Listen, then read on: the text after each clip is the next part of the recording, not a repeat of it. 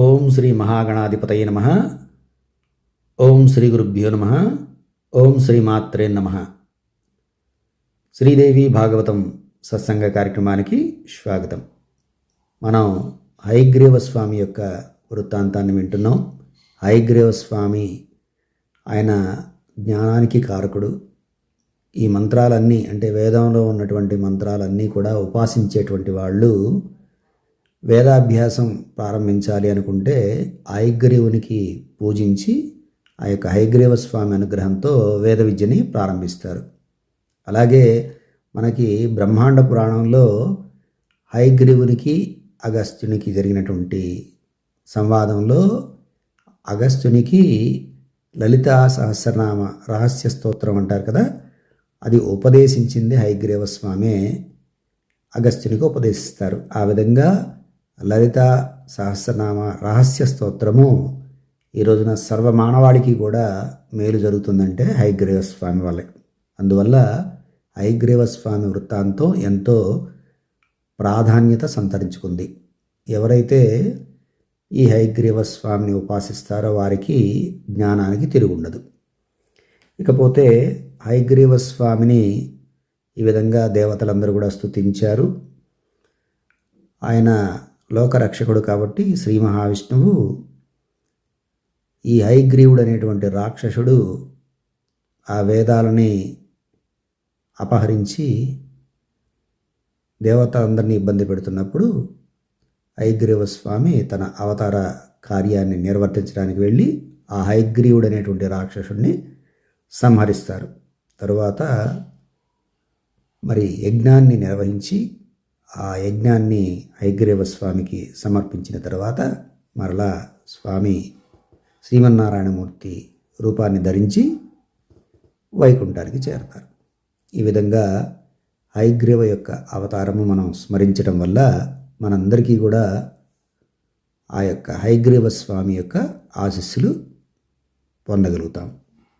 కనుక ఎవరైనా విద్యార్థులు విద్యను అభ్యసించేటువంటి వాళ్ళు, విద్యకి కారణమైనటువంటి వాడు, జ్ఞానానికి కారణమైనటువంటి వాడు హయగ్రీవ స్వామి కనుక హయగ్రీవ స్వామిని ఆ చిన్న శ్లోకంతో మీరు ప్రార్థన చేయమని గతంలో మనం చెప్పుకోవడం జరిగింది. తరువాత శౌనికాది మునులందరూ కూడా సూత మహాముని అడిగారు, అయ్యా మరి 5000 సంవత్సరాలు రాక్షసులతో పోరాడి స్వామి అలసిపోయారని చెప్పారు. అటువంటి రాక్షసులు ఎవరు? వాళ్ళ గురించి తెలుసుకోవాలంది, వాళ్ళ గురించి చెప్పవలసింది అని చెప్పేసి ఈ శౌనికాది మునులు అడిగిన తర్వాత ఇప్పుడు సూత మహాముని మధుకైటబులు అనేటువంటి రాక్షసుల గురించి చెప్పడం ప్రారంభించారు. ఈ మధుకైటబులు అనేటువంటి రాక్షసులు ప్రళయకాలం మనం అనుకున్నాం కదా మహాకల్పము అని. ఈ ఒక మహాకల్పం అయిపోయిన తర్వాత ప్రళయం జరుగుతుంది. ఈ లోకాలన్నీ కూడా నీళ్ళల్లో కలిసిపోతాయి. ఆ యొక్క జలప్రళయంతో అందరూ కూడా అంటే సృష్టి అంతా కూడా బ్రహ్మ సృష్టి అంతా కూడా ఆ యొక్క సముద్రంలో కలిసిపోతుంది. అటువంటి సమయంలో శ్రీ మహావిష్ణువు అలాగే బ్రహ్మదేవుడు మాత్రమే ఉంటారు. మిగతా వాళ్ళందరూ కూడా అంటే వారు సృష్టించినటువంటి దేవతలు కాకుండా వాళ్ళ యొక్క సృష్టిలో భాగమైనటువంటి వాళ్ళందరూ కూడా ఆ నీళ్ళలో కలిసిపోతారు. ఆ సమయంలో విష్ణు భగవానుడు యోగ నిద్రలో ఉంటారు. అటువంటి సమయంలో శ్రీ మహావిష్ణువు యొక్క చెవుల నుండి ఒక మైనం వంటి గుబిలి అంటాం కదా మనం, ఆ గుబిల్లో నుంచి 2 రాక్షసులు పుట్టడం జరిగింది. ఆ 2 రాక్షసుల్లో పెద్దవాడు మధుడు, చిన్నవాడు కైటబుడు. వీళ్ళిద్దరూ పుట్టినప్పుడు వాడికి అక్కడ ఇంకెవరు కనిపించలేదు. వాళ్ళకి నీళ్లు తప్ప ఇంకెవరూ కనిపించలేదు. అలా ఆ నీళ్ళల్లోనే వాళ్ళు పెరిగి పెద్దవాళ్ళు అయ్యారు. వాళ్ళు కొంచెం పెరిగి పెద్ద అయిన తర్వాత మనకి చుట్టూ నీళ్లు ఉన్నాయి, నీళ్ళల్లో ఏవో జలచరాలు ఉన్నాయి. ఇవన్నీ తప్ప మనకి వీటికి అసలు ఆధారం ఏంటి, ఇవి ఎలా పుడుతున్నాయి, మనం ఎలా పెరుగుతున్నాము, ఏదో శక్తి ఉంది ఇది నడిపించడానికి, ఇదేదో కనుక్కుందామని చెప్పేసి ఆ మహాశక్తి గురించి ఆలోచించడం ప్రారంభించారు. వాళ్ళు అలా ఆలోచిస్తూ ఉండేసరికి వాళ్ళకి ఒక శబ్దం వినిపించింది. అది వాగ్బీజ శబ్దము అంటారు. అమ్మవారి యొక్క శక్తి స్వరూపమైనటువంటి వాగ్బీజ శబ్దం. ఆ శబ్దాన్ని ఈ శబ్దం ఏదో చాలా ప్రసన్నంగా ఉంది, ఇదేదో దేవతా శబ్దంలాగా ఉందని ఆ శబ్దాన్ని ఎప్పుడైతే ఆలకిస్తారో వారికి అమ్మవారి యొక్క రూపం కూడా మనసుకు తడుతుంది. ఆకాశంలో ఆ శబ్దము ఆ రూపాన్ని చూసి తన్మయులవుతారు వీళ్ళు. తన్మయులవి ఇక నిద్రాహారాలు మానేసి మనం మన గురించి తెలుసుకుందాము అనే ఉద్దేశంతో వీళ్ళు తపస్సు చేయడం ప్రారంభిస్తారు. 1000 సంవత్సరాలు ఘోరాతి ఘోరంగా తపస్సు చేస్తారు. వాళ్ళ యొక్క తపస్సుకు మెచ్చి అమ్మవారు ప్రసన్నురాలవుతుంది. ఎందుకంటే ఎవరైనా సరే సాధన చేస్తే వాళ్ళు రాక్షసుల, లేకపోతే దేవతల, లేకపోతే మానవుల కాదు. ఇక్కడ ఈ పురాణం ద్వారా తెలుసుకోవాల్సినటువంటి విషయం ఏమిటంటే మనం ఎప్పుడైతే నియమ నిష్టలతో ఒక ఉపాసనా మార్గంలో ఉండి తపస్సు చేసినట్లయితే, అంటే ఆ రోజుల్లో తపస్సు చేశారు, ఈ రోజుల్లో అయినా సరే మనం ఒక మంత్రాన్ని లేదా ఆ దేవతను మనం పదే పదే తలుచుకుంటూ ఆ దేవతని ప్రసన్నం చేసుకోవాలనేటువంటి సంకల్పంతో ఆ దేవత కోసం పరితపిస్తూ ఉంటే, మన సంకల్పం మంచిదైతే, మనం సత్సంకల్పంతో ఆ దేవిని ఉపాసిస్తే కనుక తప్పకుండా ఆ దేవి ప్రసన్నురాలవుతుంది. అలా రాక్షసులకి అయింది అంటే దాని అర్థం ఏమిటంటే, ఈ రోజుల్లో అగ్రవర్ణంలో పుడితేనో లేకపోతే పలాని వాళ్ళకే అర్హతని కాదు. ఇక్కడ ఎవరైనా సరే ఆ విధంగా భగవతి పట్ల ఆరాధనాభావంతో తపస్సు చేసినట్లయితే నిరంతరము మనం సమస్యలకు సుడిగుండంలో ఉంటాం. ఇక్కడ నీళ్లే కనపడుతున్నాయి, వాళ్ళకి నీళ్ళు తప్ప ఇంకేం కనపడలేదు. ఇది ఏమిటి, ఈ యొక్క జలం తప్ప ఏమీ కనపడలేదు, దీని ఆధారం ఎవరు, మూలం ఎవరో తెలుసుకుందాం అనేటువంటి ఆలోచన కలిగింది వాళ్ళకి. ఇదంతా ఎందుకు జరుగుతుందంటే కార్యకారణ సంబంధం అని మనం ప్రతిసారి చెప్పుకుంటూ ఉంటాం. అంటే ఈ లీల ద్వారా జగత్తు యొక్క ఆధారం ఎవరు, జగత్తుకి మూలమైనటువంటి ఆ జగన్మాత గురించి తెలియజేయటం కోసం ఈ లీల చేస్తుందన్నమాట అమ్మ. ఆ విధంగా వాళ్ళని ప్రత్యక్షమై, ఓహో మధుకైటబులారా, మీ తపస్సుకు మెచ్చాను, వరమిస్తాను, ఏం కావాలో కోరుకోండి అన్నది. ఆ విధంగా ఆకాశవాణిలో విన్నటువంటి మధుకైటబులు, మేము కోరినప్పుడు కానీ మాకు చావు లేకుండా వరమియ్యి అని అమ్మవారిని ప్రార్థన చేశారు. అంటే ఇచ్చామరణం, వాళ్ళు కోరుకుంటేనే వాళ్ళకి మరణం వస్తుంది తప్ప లేకపోతే వాళ్ళకి మరణం లేదనమాట. అమ్మవారు చెప్పారు, మీరు కోరుకున్నప్పుడే మీకు చావు వస్తుంది, దేవతలు కానీ రాక్షసులు కానీ మీ అన్నదమ్ముల్ని గెలవలేరు అని అమ్మవారు వరం ఇచ్చేసింది. అలా వాళ్ళు మహాశక్తి వరం పొందారు. మహా ఉద్ధతులై విరగబడ్డారు. సముద్రంలో నీటి జంతువులతో స్వేచ్ఛగా విహరించారు. అలా వాళ్ళు సహజంగా రాక్షస స్వభావం, తామస గుణం ఉంటుంది. వారేంటి, వరం వచ్చింది అంటే వరగర్వంతో విచ్చలవిడిగా తిరుగుతారు. ఇలా వాళ్ళు పర్యటిస్తున్నప్పుడు వాళ్ళకి పద్మంలో కూర్చున్నటువంటి ఈ బ్రహ్మదేవుడు కనిపించారు. ఈ పద్మంలో కూర్చున్నటువంటి బ్రహ్మదేవుడు కనిపించగానే వాళ్ళకు ఒక ఆలోచన వచ్చింది.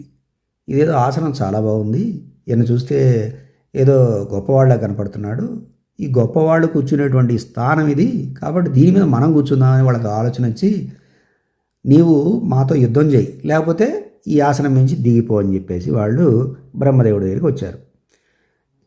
వీళ్ళ యొక్క ఆకారము, వాళ్ళు మాట్లాడుతున్నటువంటి పద్ధతి వాళ్ళని చూడగానే వీళ్ళు రాక్షసులు. ఎందుకంటే బ్రహ్మదేవుడికి అంతకుముందు కల్పంలో అనేక మంది రాక్షసులను చూశారు, రకరకాలైనటువంటి పరిస్థితులు ఆయన ఎదుర్కొని ఉన్నాడు కదా. ఇప్పుడు ఈ ప్రళయకాలంలో వీళ్ళు వచ్చారంటే వీళ్ళు నా మీదకే వచ్చారని చెప్పేసి ఆయనకు అర్థమైంది. ఇప్పుడు బ్రహ్మ సామ భేద దాన దండోపాయాలని 4 ఉంటాయి. ఈ 4 ఉపాయాల్లో ఏదో ఒక ఉపాయంతో గెలవడానికి ప్రతి మనిషి ప్రయత్నం చేస్తాడు.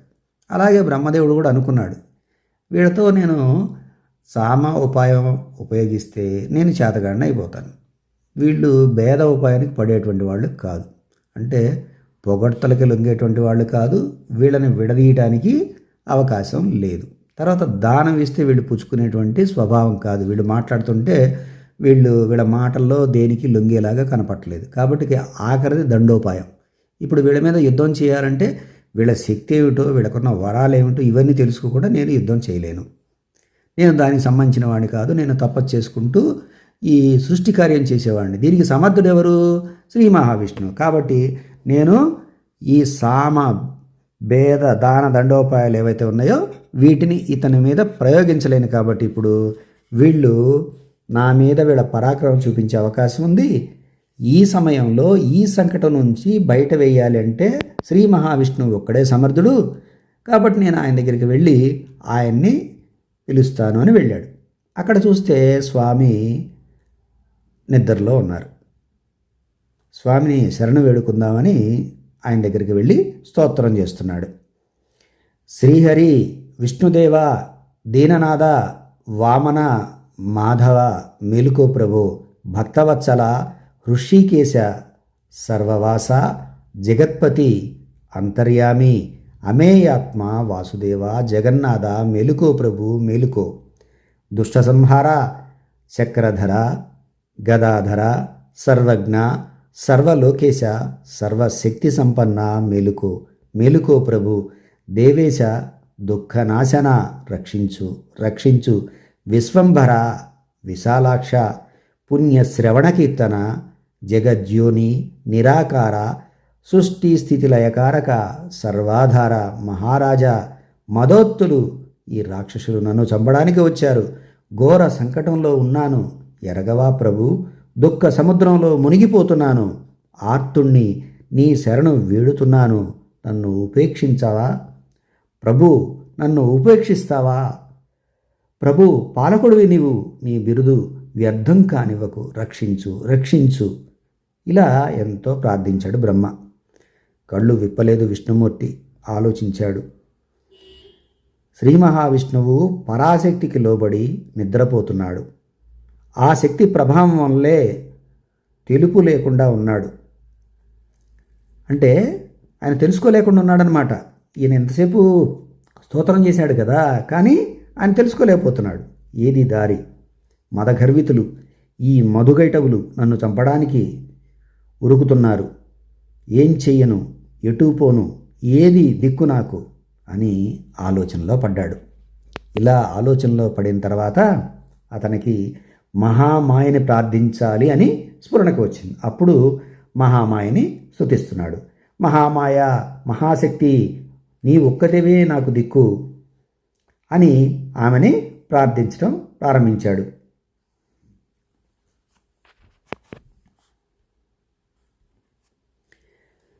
దేవి, ఈ జగత్తు పుట్టడానికి నీవే మూల కారణం. వేదాలు చాటుచున్న విషయం ఇది.